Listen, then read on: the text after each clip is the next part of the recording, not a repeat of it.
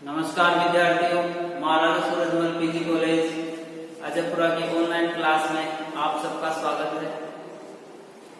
दोस्तों, आज हम पढ़ेंगे बीए द्वितीय वर्ष के द्वितीय प्रश्न पत्र नाटक एवं एकांकी। नाटक जो हमारा कोणार्क नाटक सिलेबस में दिया है उसका सातवें विवेचन हमने किया पिछले वीडियो में। आज हम अध्ययन करेंगे और तात्विक विवेचन करेंगे तांबे के कीड़े एकांकी के बारे में। तांबे के कीड़े एकांकी पढ़ने से पहले या उसका तात्विक विवेचन करने से पहले हम बात करेंगे इसके जो एकांकीकार भुवनेश्वर प्रसाद के बारे में। इनका जन्म 1910 ईस्वी में हुआ और इन्होंने हिंदी साहित्य में एकांकियों में अपना तुल्य योगदान दिया और 1957 में इनका निधन, जो बनारस की एक धर्मशाला है वहां पर मृत पाए गए। इनकी मृत्यु एक रहस्य बनकर रही। इनके एकांकियों में हम नाम ले सकते हैं।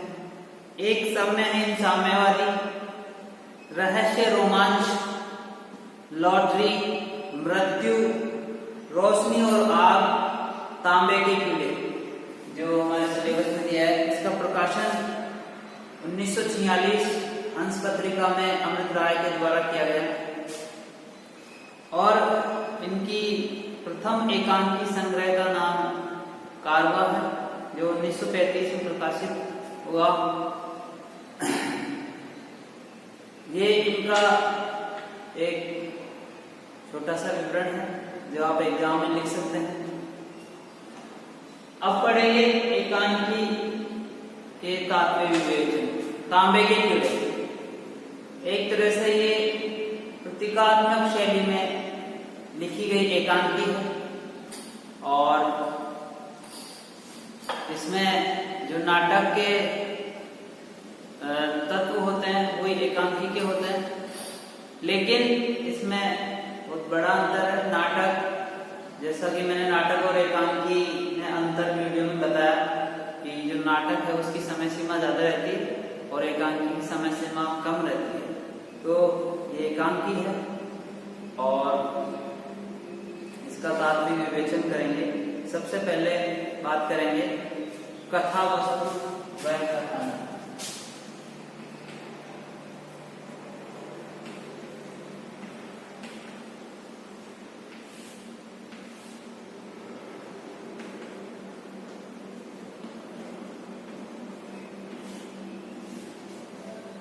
कथा वस्तु व कथानक। कथा वस्तु का अर्थ होता है विषय और कथानक का मतलब होता है कहानी। कथा वस्तु अर्थात विषय, किस विषय पर ये काम की। कथानक, इसमें क्या कहानी है वो कथानक में बताया जाता है। तो इसकी कथा वस्तु है वो काल्पनिक है और प्रतीकों के माध्यम से इसको प्रस्तुत किया गया है। और कथानक अर्थात कहानी, ये कहानी एक प्रतीकों के माध्यम से कहानी बताई गई है और काल्पनिक कथा वस्तु है। काल्पनिक कथा वस्तु है और काल्पनिक ही इसका कथानक है। और इसमें प्रतीकों के माध्यम से जीवन के जो संघर्ष है वो इसमें बताए गए हैं और विभिन्न शब्दों के द्वारा प्रतीकों के माध्यम से इसकी कहानी को आगे बढ़ाया है। इसमें ना ही तो कोई कथा वस्तु है और ना ही इसमें कोई कहानी है, केवल इसमें प्रतीकों के माध्यम से कहानी को प्रदर्शित किया गया है। इसमें एक महिला अनाउंसर है जो एक पर्दे के पीछे झुंझुना बजाते हुए अपने वाणी में अलग अलग व्यक्तियों के बारे में बताती है जो इसके पात्र।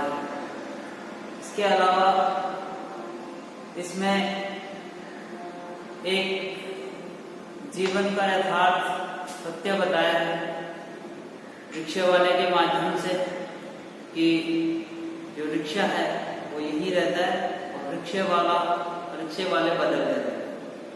अर्थात हमारा ये जीवन निरंतर चलता रहता है, लेकिन हमारा शरीर वो अलग अलग योनियों में रूप धारण करता है। आत्मा वही रहती है। और इसमें जीवन का संघर्ष के बारे में भी बताया गया है। अब हम बात करेंगे पात्र व चरित्र चित्रण।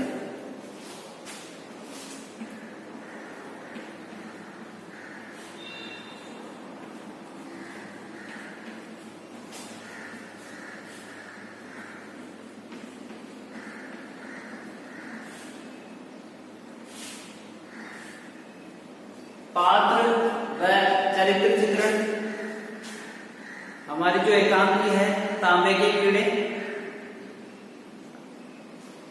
इसमें 5-7 पात्र हैं।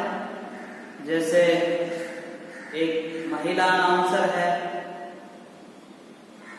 रिक्शे वाला है, थका हुआ अफसर है, एक परेशान रमणी स्त्री है, एक मसरूफ पति, कुछ लड़के व पागल आया। ये 5-7 इसमें इसके पात्र हैं। महिला अनाउंसर जो पर्दे के पीछे अनाउंस करती है और झुंझुना बजाते हुए किसी दूसरे व्यक्ति का नाम अनाउंस करती है। रिक्शे वाला जो अपने संघर्ष को दर्शाता है। थका अफसर, अपने कर्तव्यों से थक चुका एक अफसर, वो वहां पर बैठा हुआ है। एक परेशान रमणी जो थके हुए अफसर, मसरूफ पति, एक मसरूफ पति कुछ कार्य में व्यस्त है। कुछ लड़के जो इस कहानी में अपनी ही मस्ती में, अपनी ही धुन में मस्त रहते हैं। पागल आया, एक पागल आया है। इस प्रकार से ये 5-7 पात्र हैं। और इसमें चरित्र चित्रण पात्रों के स्वभाव व उनकी भावनाओं के अनुसार ही किया गया है। जिस प्रकार से पात्र काल्पनिक है तो उनका चरित्र चित्रण भी काल्पनिक और प्रतीकों के माध्यम से दर्शाया गया है। और इसमें चरित्र चित्रण वस्तु, स्थिति और समय के अनुसार नाटक एकांकिकार ने किया है। अब बात करेंगे हम संवाद योजना।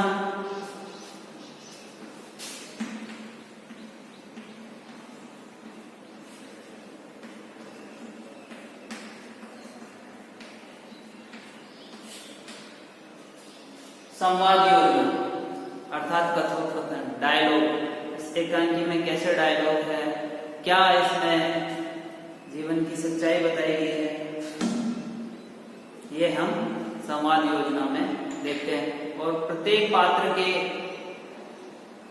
संवाद होते हैं, वो इसमें बताए गए हैं।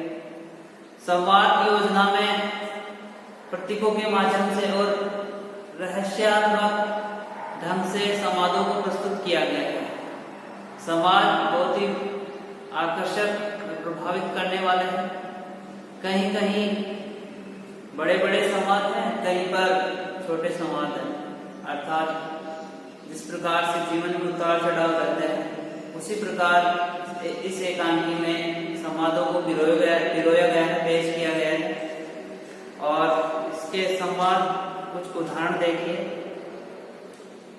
स्त्री जो परेशान एक स्त्री है, उसका इसमें उदाहरण देखिए। देखो तुम अपनी आत्मा मत्ते क्यों नहीं।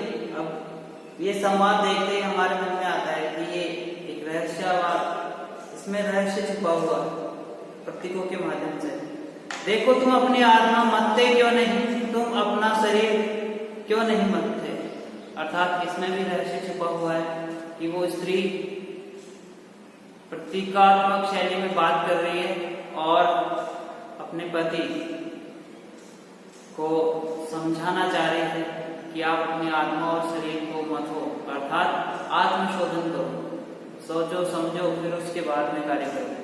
फिर थका अवसर, इसका उदाहरण देखिए, गंभीर होकर वो कहता है यही तो भेद है और नहीं तो तुम बूझ न लेते और इसमें मजाक ही क्या था। अर्थात इन पंक्तियों में, इन संवादों में भी रहस्य छुपा हुआ है। अगला एक मशरूबपति का संवाद देखिए, डर कर, मशरूबपति डर कर कहता है नहीं मैं ये सब नहीं करूंगा। अर्थात जब स्त्री उसको कहती है कि मंथन करो, आत्मा को मंथन करो, तो वो ही कहता है कि नहीं मैं ये सब नहीं करूंगा। अर्थात वो आत्मशोधन नहीं करना चाहता, वो सुधरना नहीं चाहता, जैसे जीवन चल रहा है वो वैसे ही जीना चाहता है। और जीवन का एक तरीका है कि जीवन का नाम परिवर्तन है, जिसने परिवर्तन कर लिया वो जीवन जिएगा, अन्यथा उसका जीवन जल्द ही नष्ट हो जाएगा। तो स्त्री उसको परिवर्तन के लिए कहती है लेकिन वो मना कर देता है। ये कुछ बहुत ही आकर्षक और रहस्यात्मक ढंग से संवादों को प्रस्तुत किया गया है। अब बात करेंगे अगला जो एकांकी का तत्व है, देश काल में वातावरण।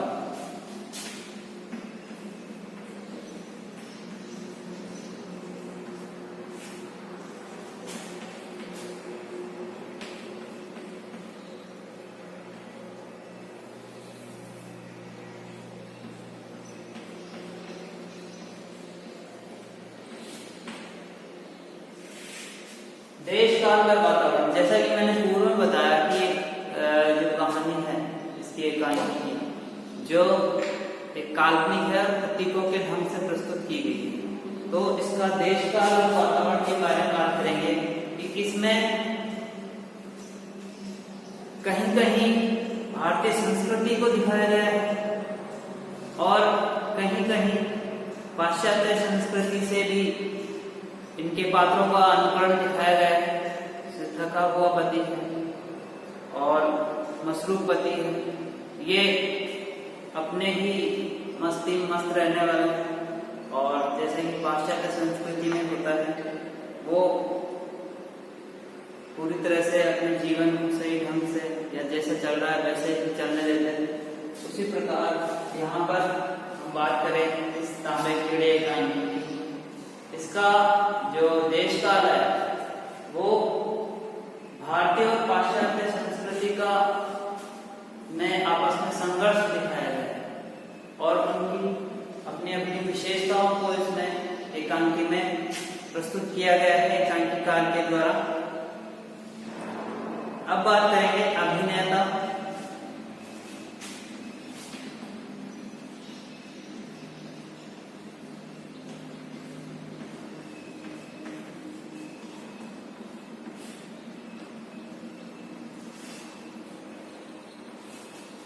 अभिनेता अर्थात अभिनय, इस एकांकी में कैसा अभिनय किया गया है या कैसा अभिनय हो सकता है। तो अभिनय की बात करें, अभिनय 4 प्रकार से होता है, आंगिक या कायिक, आंगिक, वाचिक, आहार्य व सात्विक।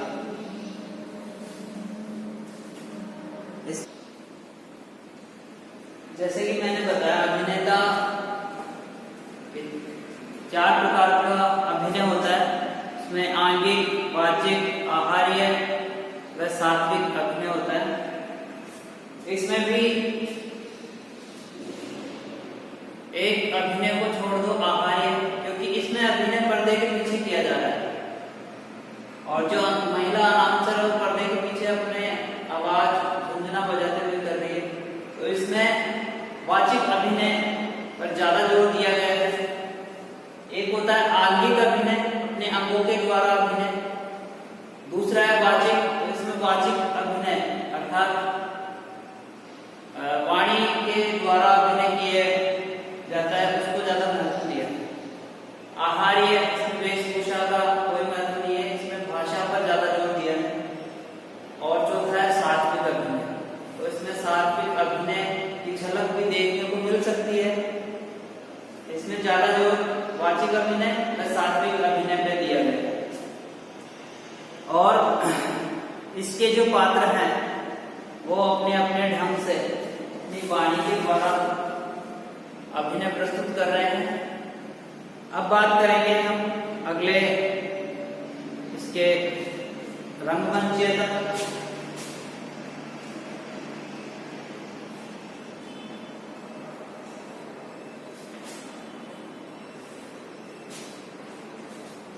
ये एकांकी रंगमंच के अनुकूल कही जा सकती है, क्योंकि इसमें जो संकेत बताए गए हैं, पर्दे के पीछे रंगमंच पर एक पर्दा होता है, उसके पीछे महिला अनाउंसर है जो झुंझुना बजाते हुए अनाउंस करती है अगले कलाकार के बारे में। तो इसमें रंगमंच पर आसानी से इसको प्रस्तुत किया जा सकता है।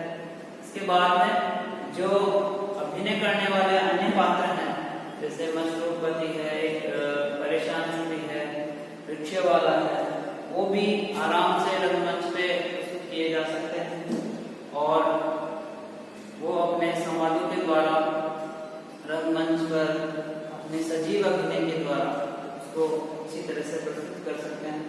तो ये कहीं रंगमंच की दृष्टि से भी एक सफल एकांकी कहा जा सकता है। अगला जो इसका तत्व है वो है उद्देश्य। इससे पहले हम बात करेंगे भाषा शैली के बारे में।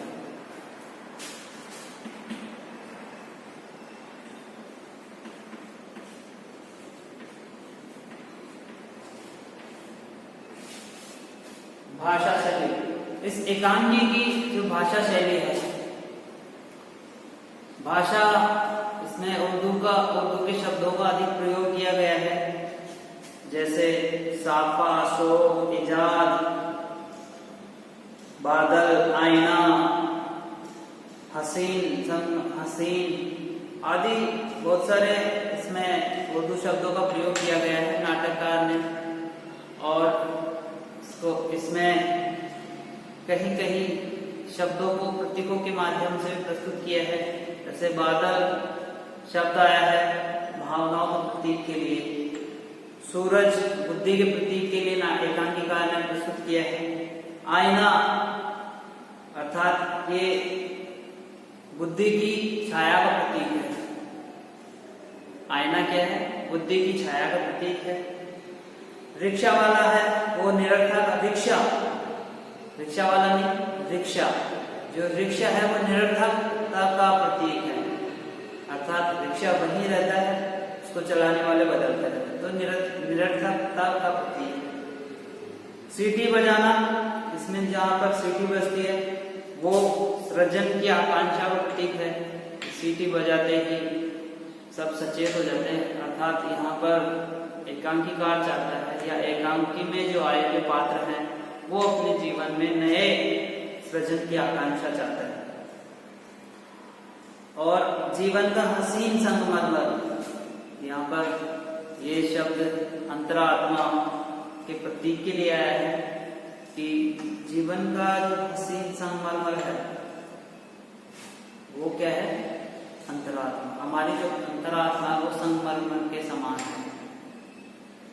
ये कुछ प्रतीकों की शैली से प्रस्तुत किए हैं। तो एकांकी में जो शैली है मूल रूप से प्रतीकात्मक शैली का प्रयोग किया है, और अन्य इसमें मूल जो शैली अगर हम कहें तो प्रतीकात्मक शैली का प्रयोग किया है और उर्दू भाषा का इसमें प्रयोग किया है। उर्दू शब्दों का अधिक प्रयोग मिलता है। तो नाटककार ने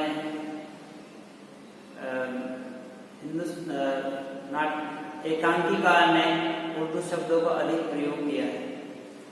इसी प्रकार हम अगले तत्व की ओर चलेंगे, उद्देश्य।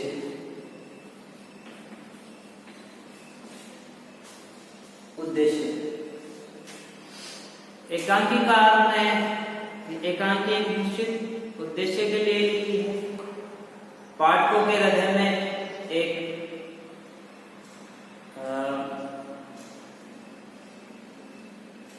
आत्मशोधन करने के लिए ये एकांकी